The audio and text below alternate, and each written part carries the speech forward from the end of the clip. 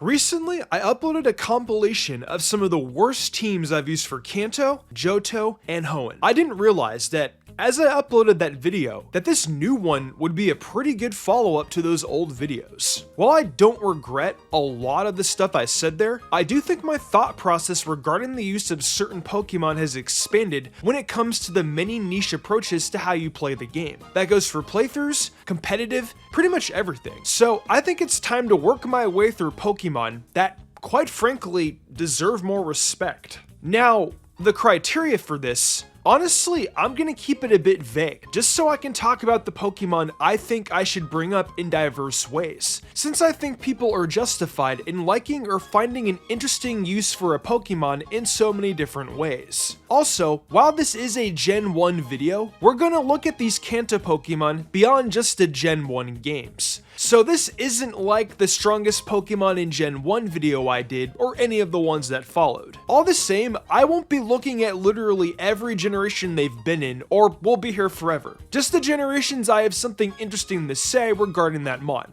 Also, this isn't an ordered list, so I can kinda just shoot off the cuff while putting this video together, and pretty much feel free to insert whatever I think should be here without thinking too much about it. So, the first Pokemon is a Pokemon that, despite deserving a little more respect, I don't personally like at all. That being Electrode. I've always thought this thing was pretty lame, but I kinda gave it a hard time in my worst team for Fire Red and Leaf Green video. I mean, I wasn't wrong about a lot of the stuff I said, but the legacy of Electrode in the Kanto games is actually a little more complicated than you might realize. While it's hardly the worst Pokemon in Gen 3 on its own, I still think it fits enough on the team I made. But looking at the bigger picture, Electrode is really interesting in Gen 1. It's still not a good Pokemon on its own, but that speed is even crazier in Red, Blue, and Yellow. Being the fastest Pokemon in the game, it gets to make use of Thunder Wave, and it's almost a guaranteed hit. Paralysis is a huge status in Gen 1. Its most significant use ever was in the oldest competitive format, Nintendo Cup 97. Before we even got the series overseas, Electrode was a huge deal in Japanese competitive Pokemon, often considered a top 5 choice due to how the format worked. Being that fast and having Thunder Wave was that damn good. Jolteon too was almost as popular of a choice. But in this format, Electrode was seen more. You can actually feel this usefulness in Pokemon Stadium, which has the same format rules. I'm not even sure how you're supposed to beat Mewtwo with rentals only in that game without opening with Electrode to paralyze it and give you the advantage. It seems pretty impossible. Next, let's talk about Butterfree. I'll keep this brief because, unlike Electrode, Butterfree genuinely isn't very good, other than being ahead of the curve early on due to the way bug types often worked back then. You are gonna have a tough time trying to win with this thing. So, why does it deserve any respect? Well, it's not gameplay, it's just its place in the series. Not just being in the earliest bug line in the series, but also how iconic it was because of the anime. Even though it wasn't with Ash for long, the guy made Butterfree iconic. And the episode Bye Bye Butterfree? I mean, it's half the reason I even considered even mentioning it today. Plus, Butterfree, even after many years, is still in my top 10 favorite Pokemon ever. The rest of the Pokemon in the worst team for Kanto video, well, I think they're seen for what they are and don't need a specific mention. Even if I do have a soft spot for Kingler, especially after the physical special split.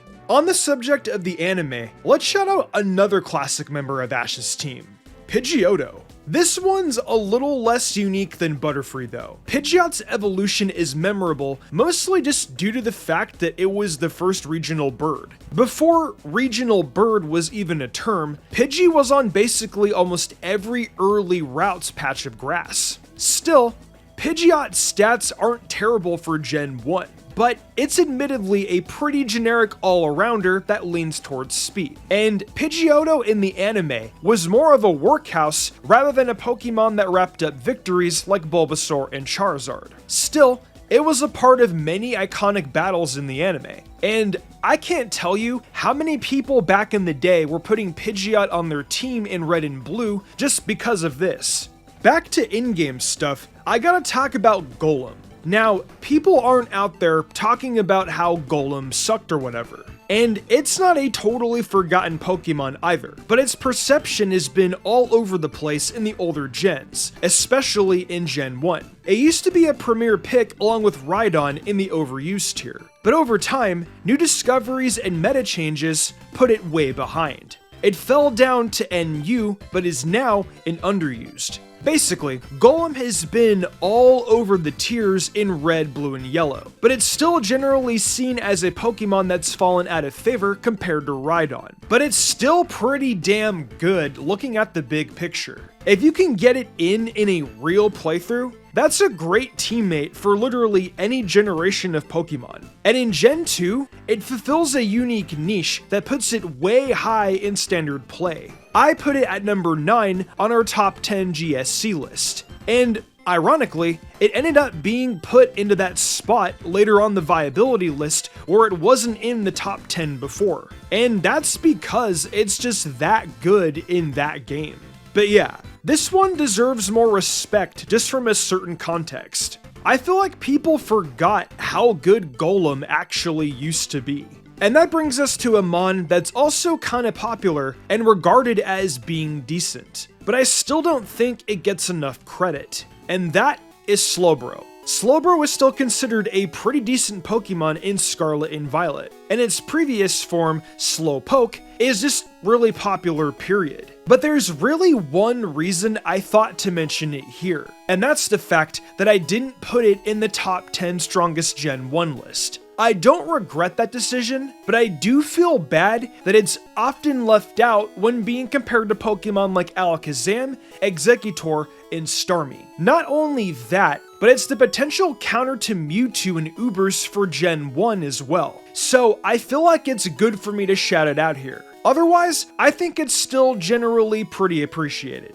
I'll end this video with a Pokemon that's gotten a pretty hard time in terms of perception. Considered one of the worst legendaries, poor Articuno is just so utterly power crept by this point in the series. It sucks that it ended up that way, because Zapdos is always good, and Moltres is also basically better than ever in Gen 9. Articuno gets the short stick by being a slower ice type with a bunch of special defense that just doesn't help the bad typing. But does it deserve more respect?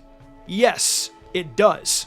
I think because of Pokemon from similar trios being better, fans give it a hard time. But it's really not that bad. It still has a solid base stat total and hits hard enough. There's no one stat that's outright awful, except for maybe its speed by modern Pokemon standards. But also, in Gen 1, it's actually pretty good. Not amazing for the competitive meta or whatever, but if you get it in a playthrough, it's really powerful. And the ice typing is actually pretty good in Gen 1, due to stuff like the fire and fighting type just not being good yet, and Blizzard being way more consistent before the Gen 1 nerf. It really wasn't labeled as bad at all back in the day. Of the three birds, it was often Moltres that fans weren't all that fond of back in the day, until they realized that the fire typing was actually way better than ice as the series progressed past the Game Boy era. And Articuno ended up becoming a punching bag on forums whenever legendaries came up.